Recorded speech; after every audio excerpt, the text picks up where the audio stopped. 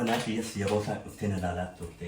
Okay, haati manaa kan kee 2017 irraa kaastee hanga 2000 dhuftee silaa turte yeroo sana keessa. 2018 irraa kaaftee hanga 2019tti na ilaalaa turte. Dhuftee silaa dhagam yeroo kam maal ji'a keessa torbee keessa guyyaa keessa. Ji'a keessa guyyaa lama ji'a keessa guyyuma tokko dhuftee.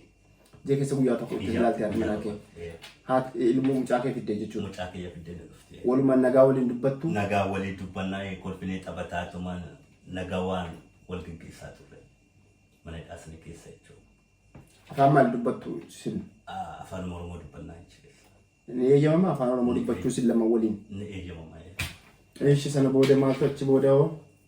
Haadha manaa kiyya waliin ni eeyyamamaa afaan Oromoo akka dubbannu eeyyamamaa. Daa'ima kiyya waliin kolfineeti taphanneeti nagumaa wal gaggeessaa turre. Garuu diisapilaanii kana yeroo diisapilaanii tokko naaf dhuftu xalayaan isiidhaaf illee ni dhaqaayi. Beektee? Okay. Akkam badii mana hidhaa kana keessatti raawwadhu tokko tokkoon isii jechuudha gara isiin deemaayi. Isii yoo akka tana laaluu dhuftu sun ati nama gaaraa akkamitti hin taane akka bakkeetti badii raawwattee dhuftee mana hidhaa seente mana hidhaa keessatti akkamitti mana barumsaa dhaquun barachuun feenee naan jetti beektee. Isiin mana hidhaa maal akka ta'e kana hin beektu beektee. Manni hidhaa kun akkam akka nama dhukkubsu manni hidhaa kun maal akka ta'e manni hidhaa kana keessa maaltu deemsifamaa jira mana hidhaa kana keessatti maaltu nama mudata kan jettu yaaduun isin numaan naallolti aloltu malee animmoo kan isin naalloltu kun garuu anaaf gammachuu ture yeroo sani maaliif afaan Oromoon jiru gaa nama itti keessa dubbatu ji'a keessa jechuudha yeroo isin dhuftee na laatun ofitti gammadaan ture akkasuma rakkoo anii fi rakkoo mana hidhaa sababa siitiif seeni sanayyuu ni irraanfadhaa ture jechuudha yeroo sanitti itti gammadaatiin ture. Kana booda gaafa sadii jechuudha gaafa 2018 jechuudha gaafa 2018 irraa kaaftee dhuftee na laaluu turte dhuftee na laaluu gaafa osoo dhuftee na laaluu tura waraqaan mana murtii beetasabii jechuudha. Mana murtii maatii jechuudha. Xalayaan nu dhufee ture. Xalayaan nu dhufee gaafa sadii jechuudha 2018 baatii sadii jechuudha nu dhufee ture xalayaan jechuudha gaafa tokko baatii sadii 2018 jechuudha mana murtii beetasabaa jechuudha nuuf dhufee ture. Dura wal qunnamtii hin qabnu haga mana murtii sanatti dhiyaannutti jechuudha. Amma mana murtii sanatti dhiyaannee mana murtii maatii sanatti dhiyaanneeti amma qoratamnee turre. Akkasuma namni afaan illee nu hiikullee dhufee Oromoo jechuudha. Rakkoo keenya achumarra dubbannee ibsin jechuudha. Rakkoo walirraa qabnu jechuudha.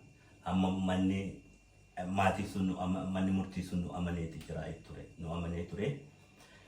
Gaaffii si gaafatanii abbaa manaa kan kee waliin jiraachuu ni barbaadaa jedhanii gaafatanii abbaa manaa kiyya waliin jiraachuu ni barbaadaa jette. Anallee gaafatanii haadha manaa kan kee waliin jiraachuu ni barbaadaa jedhanii na gaafatanii ay haadha manaa kiyya waliin jiraachuu ni barbaadaa jedheen. Nan barbaadaa jettee. Ni barbaadaa jedheen. Hayya jedhee manni murtii sun cufuudhaaf beektee isiitti deebi'anii inni mana hidhaa keessa jiraay abbaan manaa kan kee mana hidhaa keessa jiraay ati bakkee jirtaay isaaf mana hidhaa kana keessatti maal gochuu barbaadaa jedhanii gaafatanii jennaan maal jettee dubbattee mana hidhaa kana keessatti nin gargaaraa dhufeen deemeetiin laalaa jettee. Okay, ati bakkee jirta abbaan manaa keetii mana hidhaa keessa jira maal gochuu fi barbaadaa jedhanii jennaan dhufee isa laaluun barbaadaa jette. Dhufee isa laaluu barbaadaa jette. Jennaan manni murtii maatiiti kana sin gaafatu. Kana nu gaafatu mana murtii maatii nu gaafata kana. Erga murteen waggaa 3 boyisuutti murtaa'ee ka'ee. Sagaleen murtaa'ee ka'ee booda jechuudha. Eeshi. Gaafa manni murtii kan murteessu gaafa 24 baatii tokko jechuudha 2018 manni murtii maatii kana kan dhiyaate gaafa tokko baatii 3,2018 jechuudha. Yeroo wal fakkaataa keessa. Yeroo wal fakkaataa keessa jechuudha. Achirratti gaa anaaf isii irratti qormaata godhaniiti anis ni barbaade waliin jiraachuu jedhee amma sanarratti cufanii kana booda 2019 deebinee wal agarraa jedhanii beekte. Waggaa tokkoof sinii kennanii jechuudha. 2019 deebinee wal agarraa jedhanii beekte. Ayyaa bareedaa jedheen maali egaa isin barbaada jettee egaa ani nan barbaada jettee maaliif amma hin xumurree jedhee gaafannaan amma xumuruu hin dandeenyu deebinee boodarra wal agarraa jedhanii. Waggaa tokko booda isin jedhanii. Waggaa tokko booda jedhanii murtee dabarsan. Murtee dabarsan. Murtee dabarsan malee ji'a keessa jechuudha. Yoo xiqqaate guyyaa 3-4 jechuudha. Ji'a keessa si'a 3-4 jechuudha. Xalayaan itti erguun. Jarrumti immoo. Xalayaan itti erguun. Xalayaan dhuftu kun kan mataa si dhukkubsu. Kan mataa si dhukkubsu qofa xalayaan si dhukkubsu jechuudha. Egaa afaan isaanis egaa bareechin dubbadhu isaa sana jechuudha. Ijoollee Arabaatu jira achi keessa warri kun nuuf hiikay. Sammuu kan nama dhukkubsu qofa beekte. Egaa sana booda jechuudha isinillee dhuftee gaafa sirraa kaaftee jechuudha dhuftee na laalaati turtee jechuudha. Dhuftee na laalaa turtee baatii 2018 ji'a arfaffaa keessa jechuudha ji'a ja'affaa keessa jechuudha 2018 keessa dhuftee na laalaati turte. Ji'a 4-5 ጊዜ sadii dhuftee na laaltee turte. Gisee sadii dhuftee na laaltee turte. Si'a lama daa'imummaa kiyya fiddee turte. Dhuma irratti gaafa 2019 sana jechuudha. Qophuma dhuftee haasawaa darbaa kana dubbatti beekte. Ati dalagaa dhiiftee dalagaa dhaabdee ati mana barumsaa dhaabdee maali kaayyoon kan kee jettee na gaafatte. Hai kaayyoon kiyya mana hidhaa kana keessaa bahuudha hin barbaadaa jedheen beekte. Mana hidhaa kana keessaa ati walakkaa teessee ni dhuftaay walakkaa teesseeti mana hidhaa kana keessaa ni baataa. Hamma dalagaa eegalinaan jettee beekte. Ani dalagaa dhaabee na dhowwatanii yookaan akkamitti dalagaa eegalaa dalagaa dhaabeen jiraay. Dalagaas barumsas dhaabeetiin jira. Dhaabe dura wallaalumsaan hubannoo dhabuudhaan disipiliinii sana waan hubannoo dhabuudhaan iyyuu achi booda sanas dhaabdee. Hojii sanis dhaabee mana barumsaatis dhaabee. Jarrumtuus dhaabsanii jiran. Dhaabsisanii jiran. Hamma dubbii kana hundaa isiidhaaf erganii jiran. Garuu akka isaan walakkaa taa'ee nagadhiisuu akka isaan barbaadan isin ni beekti na fakkaate iccitii kana ni beekti. Garuu iccitii kana naaf hin himtu. Sinsiif hin himtu. Naaf hin himtu. Hin beekti garuu sin himtu. Naaf hin himtu. Garuu ni baatayi qofa jetti beekte. Ni baatayi walakkaa teessee walakkaa nama baatayi naan jedhe. Ani beekte maali ati waan kana tuttu dubbattu yeroo tokko argannee dubbachiisnee turre nuti walgahii wayii irratti argine dubbannee turre yoo viidiyoo kanallee agartee siinuu ni beekti. Kadhannaani murteen itti dabarfamaa jira yeroo sana si mana murtee dhiyeessanitti fakkaata.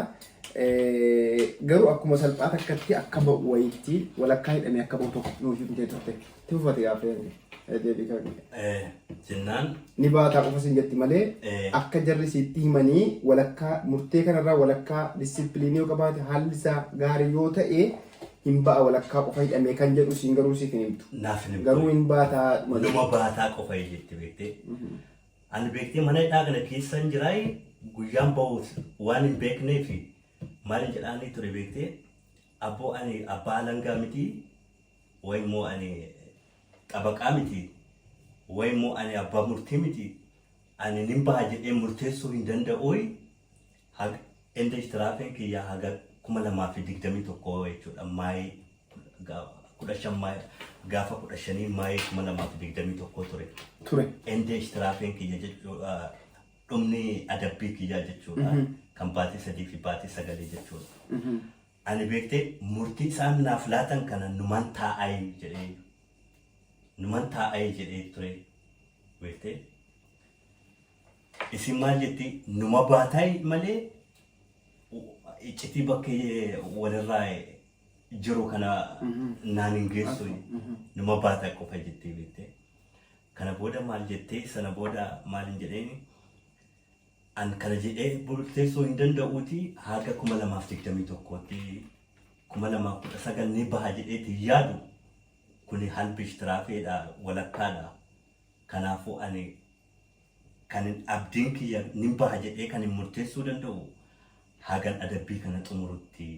Adabbii isa baatii isa amata sadii fi baatii sagalii sana jechuudha. Baatii sagalii sana hagan xumurutti ni baha jedhee an murteessuu hin danda'u waynani jedheen. Maal jette beektee yoo 2019 kana hin baane jechuudha. Yoo 2019 kana mana hidhaa kana keessaa hin baane daa'ima keessan agartuu anallee agartuu hinaan jette beektee. Beektee akkamitti kana dubbattaa jedheen beektee.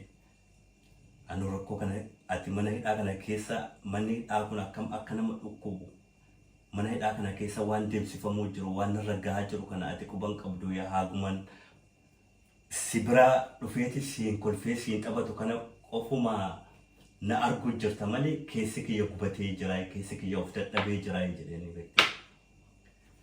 Kana jennaan kana booda yoo 2019 hin baane na daa'ima keessan agartuu anallee hin agartuu naan jette beektee. Aayaa bareedaa hin jedheen. Silaa nuti kan wal qunnamnu jechuudha sa'aatii 2 jechuudha achi keessatti jechuudha. Sa'aatii 2 nuuf kennamaa amma sa'aatii tokkoof walakkaa teesseeti sa'aatii tokkoof walakkaa booda nin gala jettee beektee. Ammalli sa'aatiin hin dhumanne iyyuu ganaa sa'aatii walakkaa jira. Sa'a tokkoof walakkaa teenyee kan nuuf kennamu sa'aatii 2 ganaa sa'aatii ni qabnaa. Jennaan egaa isin abdii kuttee jirti gaa beektee. Yoo 2019 hin baane akka daa'ima kiyyan argine murteessitee jirti gaa. Isin garuu waan isin irratti qophooftan naaf hin galle yaada isin irra deemu jirtu kun naaf hin galle ture beektee.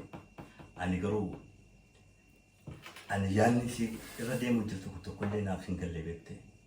Isin bakkee jirti egaa isin furuu akkasuma qunnamtii nama wal qunnamuus ni dandeessi akkasumas egaa warroota bakkee jiran kana irraa barumsaas akkaataa seeraa kana argachuu ni dandeessi. Kana argachuu dandeessi jedheetumaan egaa yaada isin qabdu kana waan hin beekneef baay'ee jabaadhu jedheen gaggeessee sana booda wal qunnamni hin beeknu silkiidhaanis jechuudha. Gaafa dhumarratti jechuudha baatii 2 jechuudha 2019 jalqaba achumarratti xumurre. Amma 2019 irraa xumurre haadha manaa kee argiteen beektu ilmoo kan keessa argiteen beektu jechuudha. 2019 waggaa 3 ture jechuudha. Mana murtii qofa wal agarre mana murtii amma mana murtii maatii sanii jechuudha. Mana murtii maatii sanii gisee 3 dhiyaadheetiin jira. Gisee 3 dhiyaadheetiin jira. Isinillee gisee 3 dhiyaattee jirti. Wajjiruma dhaabbattu. Walumaan dhaabbannaa garuu daa'ima kiyyaa wal arguu hin danda'u. Daa'ima kiyyaa hin argu fiddeellee dhuftu beektee. Silaa beektee ani mana murtii sanatti maatii kiyya kana waan hin agarree fi natti dhagaamaa beektee. Way immoo mana hidhaa kanatti daa'ima mana murtii kanatti daa'ima kiyyaa numan argaa jedheetumaan gammachuudhaan mana murtii sana deemaa ijoon dhufu isin qophuma dhuftee. Mana murtiitti ni jenne yeroo sanatti. Mana murtii hin gaafanne mana murtii hin gaafanne maaliif hin gaafatin beektee ani garuu abbaa mucaa kana akka ta'e ni beekti. Anillee abbaa mucaa kana ta'e ni beekti. Dogoggora kiyyaa fi dhiifama gaafadheetiin jira. Ilmi namaa ni dogoggoraa. Dhiifama gaafadheetiin jira. Maaliif daa'imuma keenya kan fiddeetuma maaliif nan agarsiifne yaada akkamii qabdi kan jedhu kan dhaga'ameetuma gaafachuudhumaan hin dhiisee. Kana booda isin iyyuu xabaqaa qabatte. Xabaqaa qabattee ani mana hidhaa keessa hin jira egaa xabaqaa qabachuu hin danda'u maallaqa hin qabu. akkasuma gargaarsa hin qabu namni gargaaru hin jiru xabaqaa qabachuu hin danda'u. Isinirraa xabaqaa isin dubbataa'e daa'imni kiyyallee xabaqaa qabaa isinillee xabaqaa qabdi beektee xabaqaan lamaa akkasuma mana abbaa murtiisanii ni jirti. Abbaa murtiisanii kan murtiisitu ni jirti tokko qofa ni jirti. Akkasuma kan afaan nu hiikoo mucaa Oromoodha ni jiraa achi keessa jechuudha kan afaan nu hiikoo. Ani garuu kana booda afaanuma isaanii baradhee jira egaa afaan isaanii dubbadha ofumarraan dubbadha kan inni na dubbatu iyyuu hin barbaadu aareetuma jira ammas mutuma si fajjattu afaan sanas baradhee afaan garaasanis jechuudha. Afaan isaanii baradhee jechuudha afaan isaanii naaf galee numan dubbadha irraa jechuudha. Risaalaan akkasuma barreeffama ajaa'iba qopheesseeti yakka kara barreeffama sanatti hin deebina. Barreeffama sana barreeffama afaan jalatti qopheessitee mana murtiitti dhiyeessite? Mana murtiitiif dhiyeessee. Okay, akkas taanatti. Mana murtiitiif dhiyeessee maal naan jedhanii beektee irratti gaaffii keessa yakka kiyya irratti qopheesseeti isin dhiyeesseetiin jiraa afaan keessaniini isin dubbisuun hin danda'aa jedhee gaafadhee hay dubbisuun hin dandeessaa naan jettee beektee manni murtii sun beektee dubbisuun hin dandeessaa jennaan afaanuma isaanii kanaan ajaa'iba dubbisee fi ergee dubbisee fi jechuudha jennaan maal naan jette dhumarratti beektee itti gaa manni kan murteessitu sun beektee kan si barreessee naan jette beektee anuma barreessee jedheen lakki kanaatiin barreessinee naan jette akkamitti atiin barreessinee naan jette anuma barreessee jedheen hayyaayitee xumurree jirraay dhimma kana cufeen jiraa jette dhimma kana cufeen jiraa jette beektee dhimma kana cuftee sadaffaa irratti jechuudha sadaffaa irratti amma eewun abbaan xabaqaan sunillee dhiyaate hamma mana murtiitii jechuudha sadaffaa irratti jechuudha kan 2022 kana jechuudha kan 2022 kana dhiyaate jechuudha mana murtiitti dhiyeeffatte amma xabaqaa isin hin dubbattu xabaqaa isin dubbataa ani qophaa kiyyan dubbadhaa kan daa'imni kiyyallee akkasuma xabaqaa ni qabaa isin xabaqaa ni qabdi kan daa'ima kiyyaa xabaqaan gaaffii haarawa na gaafata kan isii haarawa na gaafata akkasuma waldaan daa'imaa kan gargaartotaallee ni jiru isaanillee akkasuma ni gaaffinaaf dhiyeessu. Gaaffii maal ibsu dhiyeessu? Gaaffii akkamitti ati nama akkana godhaa turte nama daa'ima kan kee eenyummaa daa'ima kan keetiin beekne akkamitti risaalaa kana barreessitee maatii kan kee waliin jiraachuu akkamitti yaaddaa naan jedhanii beektee maal yakka kiyyaa fi balleessa kiyyaaf adabameetiin jira mana hidhaa kana keessa sammaa yeroon duraan mana hidhaa keessa ture sun. Badii keessa nama taati? Badii keessa nama taati? Badii keessanii hidhamanuu Badii okay isuma dharaan irratti murteessitan sana fudheetiin jiraadha miti kan jechuu barbaade eeyyee akkasitti ibsi qaba eeyyee mee sanatti deebina wanti naaf hin galle ati koomma 2021tti natti murtaa'ee jette miti gaafa duraa sana ati immoo kan itti baate kan dheengadda baate 2022 shanaffaa kana keessa baate ati amma kunoo jechuudha maal gidduu kanatti maaltu ta'e maaliif sitti inumaayyuu sitti dabale waggaa 5 sitti ta'e maal rakkoo kanatti uumame sana na ibsinee achi booda pointi deemaa gara goolabaatti illee deema inshallah. Bareedaadha. Beekte gaafa 3 jechuudha gaafa 3 baatii 6 2019 jechuudha. Kutaa kiyya gubee ture. Kutaa kiyya abidda qabsiisee ture. Abiddatti qabsiifte? Abidduma qabsiisee. Mana hidhaatti abidda qabsiifte? Abidda qabsiisee manuma hidhaa kiyyaa keessatti abidda qabsiisee. Achi keessa jechuudha walakkaa abidda sana dhaamsuudhaaf jechuudha walakkaa sa'aatiitti fudhatee akkasuma poolisa hedduu dhufee akkasuma helikoophterallee ni dhufee helikoophterallee fidanii akkasuma poolisa hedduullee fidanii jechuudha. Akkasuma warra abidda sana dhaamsullee dhiyeessanii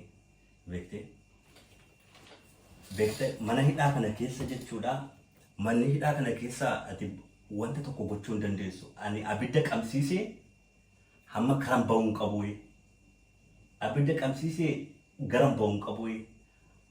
Abiddas uffata qabee amma algaan irra ciibnu sunis beektee mukaay sanas qabee amma maaliin godha beektee an yeroo sanitti jireenyuma addunyaa kanarraa nin du'a jedheetuman abdii kutee jira beektee jireenyuma du'a murteessite du'a murteessee beektee maaliif jireenyi keessa jiru kun jiruu gabrummaati beektee jireenya ilma namaa jiru dharaansitti murtaa'ee jiru dharaanarra murteessanii akkasuma mana hidhaa sana keessatti waa hedduun irratti raawwatanii afaan wallaalumsi kiyyallee achi keessatti hedduu na miidhee waan dhagahamee fi akkasuma kun kana qofa osoo natti raawwachuun ta'u biyya nagalchuudhaaf akkasuma biyyan irraa dhufe ani lukaanii dhufe malee wayii xiyyaaraan hin dhufne beekte biyya isaanii kana jechuudha. Akkasuma waraqaa eenyummaa biyya kiyyaa wanti isaan irraa argatan tokko hin jiru. So kana wantoota akkasii gaggabaabsaa deemna.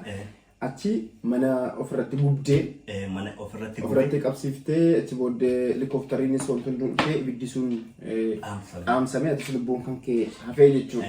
Walakkaa sa'aatii ture egaa mana abidda sana keessa walakkaa sa'aatii jechuudha. Abidda sana keessa walakkaa sa'aatii turte.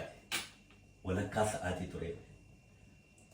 Amma maal godhe beektee ani egaa du'aaf murteessee jiraa beektee aga abiddi achi keessa lallabu beektee ani maali godhaa fuula kiyya akkana dhukkaanfadheeti beektee egaa du'i ta'e egaa rabbi tokkicha jedheetuma murteesse ani beektee Allahu akbar jedhaati ture beektee egaa Allahu akbar jechuun biyya isaanii keessatti urgaadha beektee biyya isaanii keessatti urgaadha garuu an maaliif kala afuura fudhadhu dhabeetiin jira akka isaan abiddan dhaabsine yoo xiqqaate gara daqiiqaa 10 ofirraa dhowwaatiin ture muka akkasuma kan manatti nazafani kan agartanii kan muka sanii jechuudha jarraara sanii jechuudha akka jarri abiddan dhaabsine ofirraan arayyataan ture namni natti dhiyaatu hin jiru ofirraa dhoske beektee kan isaan banan suni beektee barri guutuu miti barri irra jechuudha akkas agana tokko ni geesse jechuudha. Kan jarri bananii waatiin si kennan sun. Kan waatiin nu kennan sun beektee sana qofa bananiituma dhiisanii ani karaan hamma afuura ol fudhachuu gabbaafachuu hin danda'u hamma muka kanaan dhiiseeti hamma shubbaaga cabseeti afuura fudhadhe shubbaaga cabsee afuura fudhadhee xiqqoo egaa afuurri kun egaa amma daqiiqaa walakkaas nirra gahee hamma of dadhabee ofirraa dubbachuus dadhabee amma lafa ga'uutti jiraay amma lafa kufuutti jiraay dadhabee of dadhabee amma mucaan tokko saahiba kiyya achi keessa akka obboleessaatti waliin jiranna ture araba tokko beekte abboo hindu iniiti harka itti laadhuuti badii keetiif dhiifama gaafadhu inaan jedhe beekte ani gaafadhu dhiifama numan du'aayii jedhee ture beekte abboo yoo duute abboo ofii yoo of ajjeefte abboo duuteeti ni gubattaayi ati muslimaayi kana hin dalaginiiti beekte badii kan keetiif dhiifama gaafadhu harkatti kenninaan jedhe beekte hagan harka itti kennu isaan barri kanan bananu of sodaatanii jiru ani garuu lubbuudhaaf nin tattaafadhaa beekte wanta tokko nin balleessaa ichi keessa ba'uudhaaf nin tattaafadha beekte isaan garuu ani lubbuu kiyyaaf tattaafachuu jiraa isaan garuu nurratti yakka guddaa ga'uudhaaf akkana godhataa jiraa jedhanii beekte ati lubbuu keessa waan jirtuuf tattaafataa jirta asifatti fiiddaasi afuurassi citaa jira jarri immoo nu miidhaa nurraan qaqqabsiisuuf jedhaniiti of eeggannoo ofii jiraati of jabeeffatu humna isaanii humna poolisa dabalatu jechuudha keessatti ibiddi sirra qabataa amma walakkaa booda sa'aatii walakkaa booda abidda dhaamsanii irraa abidda dhaamsanii amma harka kiyyatti laadhee dadhabedha. Osoo lafan ga'in jechuudha harka kiyyatti laadhee. Egaa harka kiyyatti laadhee ofiifan harka kiyyatti laadhee beekte malee isaan barrii kan hin banne kanuma walakkaa sa'aatii sanii jechuudha. Isaan barrii kan hin banne ofii kiyyaaf harkatti laadhee akkasitti harkatti laadhee amma harka kiyya akkas walitti. Egaa harka kanatti laadhee barrii kana bananiiti yoo xiqqaate nama 10 lafatti na qabu kaan hudha kiyya lafa qabaay kaan luka kiyya lafa qabu akka nama akkasuma warra shuukanneessitootaatti jechuudha akkasuma warra shuukanneessitootaatti akkasitti na fudhatanii amma beekte amma likkooftoraan jechuudha Nuunberg as hospitaala na fidanii amma hospitaalamee gaafasuma jechuudha daqiiqaa 10 akkasii wayi mana hospitaalaa sana ture yoo xiqqaate daqiiquma 10 mana hospitaala sana ture kana booda mana hidhaa sanatti na deebisan manuma hidhaa sanatti na deebisanii hamma harkaaf luka kiyya kana silsalaan hidhanii jechuudha. Harkaaf miila kan hidhanii harkaaf luka kiyya hidhanii amma bunkaa sana na darbatanii. Bunkaa mana adabbii sanatti jechuudha. Bunkaa sanatti na darbatanii amma bunkaa sana keessa harka kiyya hidhaa luka kiyya hidhaa dhabete isaan garuu kaameruma qofa daawwatu beekte amma harki keetti miilli kan kee hidhamee guyyaa meeqaaf? Guyyaa gara guyyaa 10 harkeef luki kiyya hidhameeti ture garuu guyyaa 10 booda kan lukaan irraa hiikamee kanuma harkaa qofa taa'e ji'a tokko taa'e kan harkaatti waliin mana hidhaasni keessa jechuudha. Ji'a tokko taa'ee kana booda achi keessatti maal waa gochuu hin danda'u harka kiyya akkasumatti nyaata fudhadhaa'e akkasuma jedheetiin rafaa'e wanti godhu tokko hin jiru achi keessatti. Ji'a tokko guutuu harki kan kee akkanatti hidhaa ture mana hidhaa keessatti. Ji'a tokko jechuudha achi keessa ture ji'a tokko achi keessa ture mana bunkaa sana keessa jechuudha ji'a tokko fayyaa achi keessa na tursiisanii guyyaa guyyaadhaan interviina godhu beekte interviina godhu akkasuma hoogganaa mana hidhaa sanitti jechuudha kan murteessu akkan bahu akkan dhiisu kan murteessu hoogganaa mana hidhaa sanii beekte hoogganni mana hidhaa sanii. Bongaa kana keessaa akka baatu jechuudha. Mana hidhaa keessa manni hidhaa jira jenneerra. Mana hidhaa kana keessa mana hidhaa kana keessa immoo mana hidhaa bongaa kana keessa kan si baasu immoo itti gaafatama mana adabaa sana jechuudha. Amma yoo mana hidhaa itti gaafatamaa sana bira nageessuu fedhanii beektee deebisaniiti lukaa keeyyanii hidhoo harkaaf luka kiyya akkasitti hidhaniitu nageessoo jechuudha. Si ajjabanii? Nageessoo. Nama meeqa si geessa? Yoo xiqqaate nama 10. Nama 10. Nama 10 harka keetii miilli kan kee hidhamaadha. Harki kiyya hidhamee jiraay luka kiyya hidhamee jiraay namni 5 asiin namni 5 asiin beekte yoon akkana jedhu ni baqatu kanumti nama 10 sun ni baqatu kana booda gees anis natti tolaa yoo san baqatanu dhugaa isin jedhaay yoo san akkana jedhaay isaan ni baqatu amma sana booda itti gaafatamicha taa'ee inni achi taa'ay ana kanan taa'ay maal yaada jedhee na gaafataa yaada maali mana hidhaa keessa jiraawoo akkamitti yaada na gaafataa jedhaanii beekte afaan isaanii sigaati irraan dubbadhaa jiru keessa jechuudha. Barte amma. Afaan isaanii bare maaf na gaafataa jedheen bareedan jiraataa jira jedhaan beekte kanuma harka kiyya sun hidhameetu jiru kan luka kiyya hidhamee jiru sun maal yaada jedhee na gaafata guyyaa sadiitti jechuudha numa na qorataa bareedan jira jedhaan ji'a tokko fayyaa achi keessa ture ji'a tokko booda amma maal godhanii atoo ishpiriis kan jedhutu jira atoo ishpiriis kan jedhantu jira atoo ishpiriis amma marfee kana si waraanu marfee kana dirqama si waraanu beekte ati achi keessatti nama dalgaa yoo taate akkasuma yoo kan nama reebdu ta'e akkasuma ummata kanarratti rakkoo yoo kan fidduu barbaaddu ta'e beektee atoo ispiris kan jedhamu marfee kana si waraanamaa marfeen kun si waraanamee marfeen waraanamee marfichi maal si godha?